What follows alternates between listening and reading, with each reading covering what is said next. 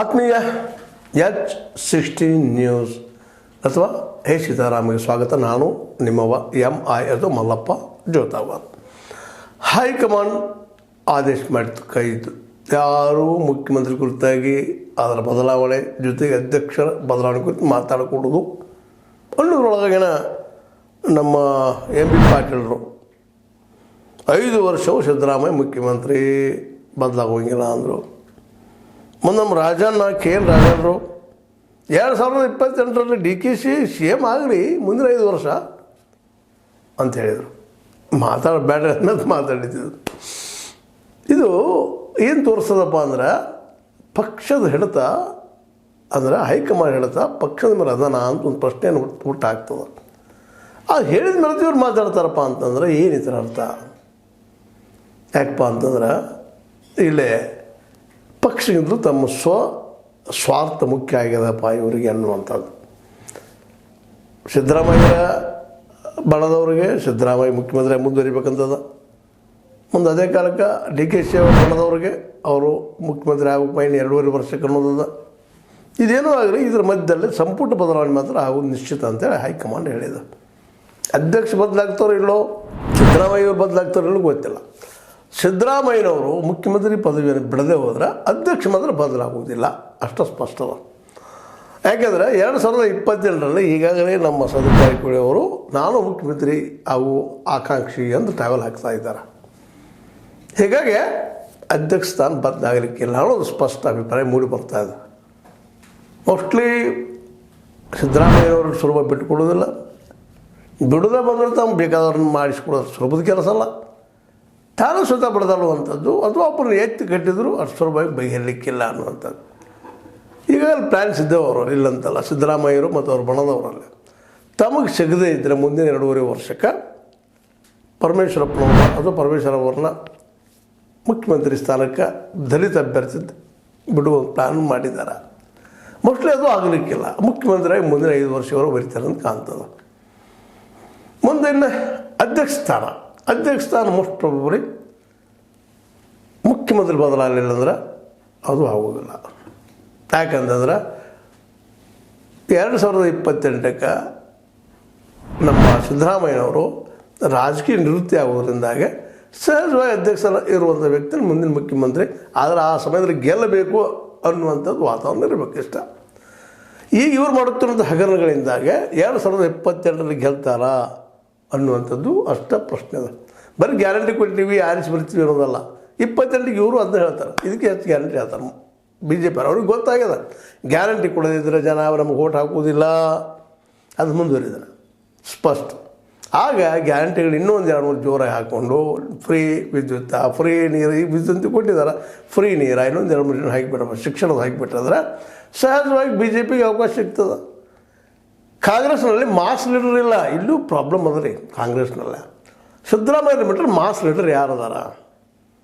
ಜನರ ಸಮೀಪ ಹೋಗುವಂಥ ಲೀಡರ್ ಇವತ್ತು ಯಾರದಾರ? DK ಶಿವಕುಮಾರ್ ಹೇಳ್ಬೋದು ನಾ ಅಧ್ಯಕ್ಷದಿಂದ ಗೆದ್ದು ಬನ್ನಿ ಅಂತೇಳಿ. ಅವರೊಬ್ಬರಿಂದ ಆಗಿಲ್ಲ, ಗ್ಯಾರಂಟಿಯಿಂದ ಗೆದ್ದಿದ್ದು. ಇತ್ತಿಲ್ಲ ಇಟ್ಕೊಳ್ಳಿ. ಮೋದಿಯವರ ಸಮಸಮವಾಗಿಲ್ಲ ಅಂತ. ಯಾಕಂದ್ರೆ 2022ರಲ್ಲಿ ಮೋದಿ ಮತ್ತೆ ಬರೋವ್ರನ್ನ ರೀ ಪ್ರಚಾರಕ್ಕೆ ಇನ್ನೂ ಜೋರಾಗಿ ಬರೋವ್ರನ್ನ ಗ್ಯಾರಂಟಿ ತೊಗೊಂಬರ್ತಾರೆ ಹೇಳಿದಾಗ ಬಿಡೋದೇ ಇಲ್ಲ. ಆಗಿಲ್ಲ ಅವ್ರು ಯಾರ ಅಂದ್ರೆ ಈಗ ಕೆಲಸ ಮಾಡಿದ್ರೆ ಅಷ್ಟೇ ಸಾಧ್ಯದಂತ. ಗ್ಯಾರಂಟಿ ಜೊತೆಗೆ ಲಾಭದ ಬಜೆಟ್ ಮಾಡಿ ಇನ್ನೂ 2-3 ಕೆಲಸಗಳಿದ್ದಾವೆ. ರೈತರ MSP ಮಾಡೋದು. ಇವತ್ತು ನಮ್ಮ ಸಿದ್ದರಾಮಯ್ಯರು MSP ಮಾಡಿರಿ ಅಂತ ಕೇಂದ್ರಕ್ಕೆ ಕೇಳ್ತಾರೆ. ಯಾಕಿರಿ ಸ್ಟೇಟ್ ಲಿಸ್ಟಾಗಿ ಮಾಡ್ಕೊಳ್ಳಿ, ನೀವು ಪಾಸ್ ಮಾಡಿರಿ, ಅದನ್ನು ಸೆಂಟ್ರಲ್ ಕಳಿಸ್ರಿ, ಕಾನೂನು ಮಾಡಿ. ನೀವು ಸ್ಟೇಟ್ ಲಿಸ್ಟ್ನಾಗ ಅದು ಕಾನೂನು ಮಾಡಿಕೊಂಡು ಅದಕ್ಕೆ ಅಪ್ರೂವಲ್ ಕಳಿಸ್ರಿ. ಬರೋದಿಲ್ವ ಇದು? ಅಲ್ಲೇ ಇಲ್ಲೇ ಮಾತಾಡೋಕ್ಕಿಂತರು ಇದನ್ನು ಮಾಡಿಬಿಡ್ರಿ. ಮತ್ತು 3 ಕಾರ್ಯಕಾರಣಗಳು ಇನ್ನೂ ತಕ್ಕೊಂಡಿರಿ ನೀವು ಕರ್ನಾಟಕದಿಂದ ಅಂತ ಹೇಳ್ತಾ ಇದ್ರಿ. ಅದು ತೆಗೆದು ಬಿಡ್ರಿ, ರಿಜೆಕ್ಟ್ ಮಾಡಿ ಹೋಗ್ಬಿಡ್ರಿ. ಅವ್ರಿಗೆ ಯಾರು ತೆಗೆದು ಹಾಕಿದಾರೆ, ನೀವು ಕಿತ್ತು ಹಾಕಿಬಿಡ್ರಿ ಅದನ್ನು. ಅವ್ರನ್ನ ಜೀವನ ತಿಟ್ಟಿದ್ದಾರೆ. ಹಿಂದಿನ ಬಂದು ಎಬ್ಬಸ್ಬೇಕು ಅಂತೇಳಿ ಮೋದಿ ಅವರು. ನೀವು ಯಾಕೆ 2 ಕೂತಿದ್ದೀರಿ ಈಗ ಹೇಳ್ತಾ ಇದ್ದೀರಿ ಅವ್ರಿಗೆ. ಅದು ಈಗ ಮಾಡಿರಿ. 2022ರಲ್ಲಿ ಗೆಲ್ಲುವ ವಿಚಾರ ಮಾಡಿರಿ. ಈಗ ಇದನ್ನು ಬಡದಾಡ್ದು ಕೂಡಿದ್ರಾಗ ಏನೂ ಅರ್ತಿಲ್ಲ. ಯಾಕಂತಂದ್ರೆ ಸಿದ್ದರಾಮಯ್ಯರಂತೆ ಕುರ್ಚಿ ಬಿಡೋದಿಲ್ಲ 2028ರವರೆಗೆ. ಈ ಮುಂದಿನ 2.5 ವರ್ಷಕ್ಕೆ ಅವ್ರು ಆಗೋರಣ ಅಂಶ ಇಲ್ಲ. ಅದಕ್ಕೆ ಏನೋ ಡಾಲ್ ಇಡ್ತಾ ಇರ್ತಾರೆ. ಸದಸ್ಯ ಜಾರಕಿಹೊಳಿ ಅವ್ರು ಮುಂದೆ ಹಿಡಿತಿರ್ತಾರೆ, ಆನಂದ ಪರಮೇಶ್ವರ ಏನೋ ಹಿಡ್ಕೊಳ್ತಿರ್ತಾರೆ, ಇನ್ನೊಂದು ಲಿಂಗಾಯತರು ಯಾವುದು MB ಪಾಟೀಲ್ ಮುಂದೆ ತಂದು ನಿಲ್ಲಿಸ್ತಾರೆ. ಅದು ಬಿಟ್ಟು ಎಚ್ ಕೆ ಪಾಟೀಲ್ ಮುಂದೆ ತಂದು ನಿಲ್ಲಿಸ್ತಾರೆ. ಇವೆಲ್ಲ ರಾಜಕೀಯ ಗಿಮಿಕ್ ಅಷ್ಟೆ. ಸಿದ್ದರಾಮಯ್ಯರಿಗೆ ಕುರ್ಚಿ ಬಿಡು ಆಶೆ ಇಲ್ಲ, ಇದಂತೆ ಸ್ಪಷ್ಟ. ನಮ್ಮಲ್ಲಿ ಕನ್ನಡದ ಗಾದಿ ಮಾತೈತಿ, ಕುಡಿಯಾಕೆ ಬರಲಿಲ್ಲ ಅಂದ್ರೆ ಉಳಿಸ್ಬಿಟ್ಟು ಬಿಡೋದು. ಗೊತ್ತಾಗ್ತಲ್ಲ, ನೀರು ಕುಡಿಯಾಕೆ ಬರಲಿಲ್ಲ ಅಂದ್ರೆ ಇನ್ನೊಬ್ರಿಗೆ ಯಾಕಪ್ಪ ಬಿದ್ದವ್ರಿ ಅನ್ನೋ ಮನಸ್ಥಿತಿ ಇವತ್ತಿಲ್ಲ. ಎಲ್ಲ ರಾಜಕಾರಣಿಗಳಿಲ್ಲ, ಬರೀ ಸಿದ್ದರಾಮಯ್ಯರು ಒಬ್ಬರೇ ಅಲ್ಲ, ಅದು ಹೊರತಾಗಿಲ್ಲ ಸಿದ್ದರಾಮಯ್ಯರು. ಇದನ್ನು ಮೀರಿ ಬೆಳೆದಿಲ್ಲ ಸಿದ್ದರಾಮಯ್ಯನವರು. ಯಾಕೆ ಇನ್ನೂ ಕುರ್ಚಿ ಗಂಟುಕೊಳ್ತಾ ಇದ್ದಾರೆ. ಬಂದು ಈಗ 2.5 ವರ್ಷ ಬರ್ತಾ ಇದೆ. ಇವತ್ತಿಗೂ MSP ಕಾನೂನು ಮಾಡ್ತಾಯಿಲ್ಲ. ನೀವು ಮಾಡಿರೋದು ಸೆಂಟ್ರಿಗೆ ಹೇಳ್ತಾ ಇದ್ದಾರೆ. ನೀವು ಅದು ಪಾಸ್ ಮಾಡಿರಿ ಸ್ಟೇಟ್ದೊಳಗೆ, ನಾವು ಮಾಡಿದ್ದೀವಪ್ಪ ನೀವು ಮಾಡಿರಿ ಬೆನ್ನದ್ರಿ, ಆಗ ನಿಮಗೊಂದು ನೈತಿಕ ಬೆಲೆ ಬರ್ತದೆ. ಸುಮ್ಮನೆ ಮೋದಿಯವರಿಗೆ ಮಾಡಿರಿ ಮಾಡಿರೋದು ಏನು ಜನ ಗೊತ್ತದ, ರೈತರಿಗೆ ಗೊತ್ತಾಗ್ತದೆ ನಿಮ್ಮ ಪೊಲಿಟಿಕ್ಸು. ಆ ಪೊಲಿಟಿಕ್ಸ್ ಬಿಟ್ಟು ಮಾಡಬೇಕಾಗಿದೆ. ಈಗಾಗಲೇ ನಮ್ಮ ಹೈಕಮಾಂಡನು ಹೇಳಿದ ಚರ್ಚೆ ಬ್ಯಾಡ್ರಿ ಅಂತೇಳಿ. ಆದರೆ ಚರ್ಚೆ ಐತಿ. ಇನ್ನು KN ರಾಜನಾಗಿರ್ಬೋದು, ನಮ್ಮ MB ಪಾಟೀಲ್ ಆಗಿರ್ಬೋದು ಮಾತಾಡ್ತಾ ಇದ್ದಾರೆ. ಇಲ್ರಿ 5 ವರ್ಷ ಅವರ ಅಂತೇಳಿ. DKಶಿ ಅವರ ಬಣದವರು ಅವರು ಮೆತ್ತ ಅಲ್ಲಲ್ಲಿ ಪಿಸುಧ್ವನಿಯಲ್ಲಿ ಮಾತಾಡ್ತಾ ಇದ್ದಾರೆ. ನಮ್ಮದು ಮುಖ್ಯಮಂತ್ರಿ 2.5 ವರ್ಷ ಆಗ್ಬೇಕಂತೇಳಿ. ಇದು ಜೋರಾಗಿ ಬಡದಾಡಿ ನಿಮ್ಮನ್ನು ನೀವು ಕೆಡಿಸ್ಕೊಳ್ಳೋಕ್ಕಿಂತಲೂ ನೀವು ಇನ್ನೂ ವಯಸ್ಸದ ಸಿದ್ದರಾಮಯ್ಯ ನಮ್ಮ ಇವರಿಗೆ DK ಶಿವಕುಮಾರ್ ಅವರಿಗೆ ವೇಟ್ ಮಾಡೋದು ಭಾಳ ಉತ್ತಮ. 2022ರಲ್ಲಿ ನೀವು ಇಲ್ಲಿ ಒಳ್ಳೆಯ ಕೆಲಸ ಮಾಡಿ ಜನ ಆರಿಸಿ ತಂದು ತರ್ತಾರೆ. ನಿಶ್ಚಿತವಾಗಿಯೂ 2022ರ ಚುನಾವಣೆಯಲ್ಲಿ BJPಗರು ಗ್ಯಾರಂಟಿ ತೊಗೊಂಬರ್ತಾರೆ.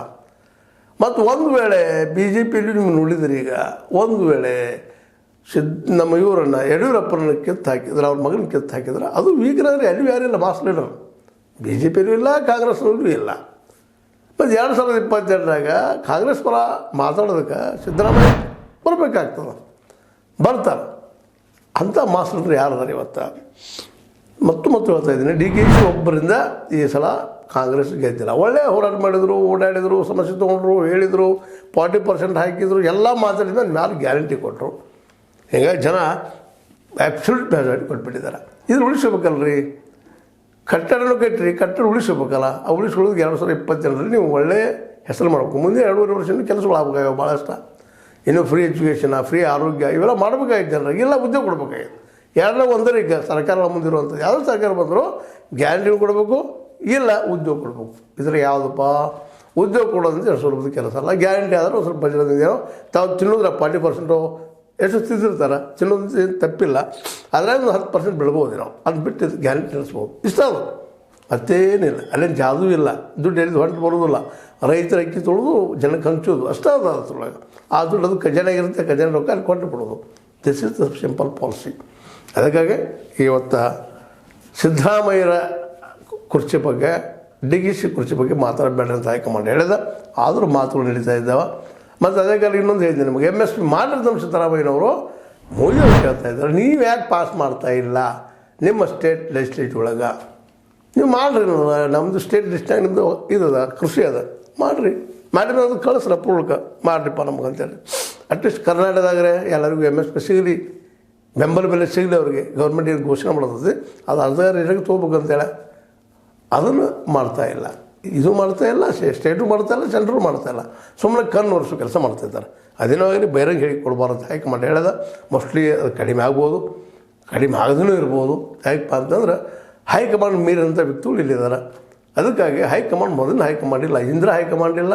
ಇವತ್ತು ನಿಧಾನಕ್ಕೆ BJPಯಲ್ಲೂ ಹೈಕಮಾಂಡ್ ಕಡಿಮೆ ಆಗ್ತಾಯಿದೆ. ಈ ನೆಲೆಯಲ್ಲಿ ಈ ಏನು ಸಜೆಷನ್ ಕೊಟ್ಟಿದ್ದಾರೆ ಮುಖ್ಯಮಂತ್ರಿ ಬದಲಾವಣೆ ಮತ್ತು ಜೊತೆಗೆ ನಮ್ಮ ಇವರು ಅಧ್ಯಕ್ಷರ ಬದಲಾವಣೆ ಬಗ್ಗೆ ಮಾತಾಡಬೇಡ್ರಿ ಅಂತೇಳಿ ಬಿಟ್ಟಷ್ಟು ಭಾಳ ಉತ್ತಮ. ಅನಗತ್ಯ ಚರ್ಚೆ ಅದೇನು ಆಗದೆ ಹೋಗೋದು ಕೆಲಸ.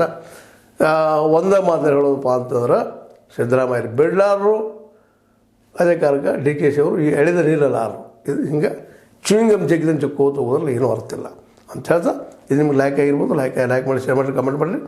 ಜೊತೆಗೆ ಸಬ್ಸ್ಕ್ರೈಬ್ ನಿಲ್ಲಿಸ್ಲಿಕ್ಕೆ ಹೋಗ್ಬೇಡ್ರಿ ಅಂತ ಹೇಳ್ತಾ S60 ನ್ಯೂಸ್ ಅರ್ಥಾತ್ ಸೀತಾರಾಮ ಸತ್ಯದ ಕೈಗಳಲ್ಲಿ ವಂದನೆಗಳು.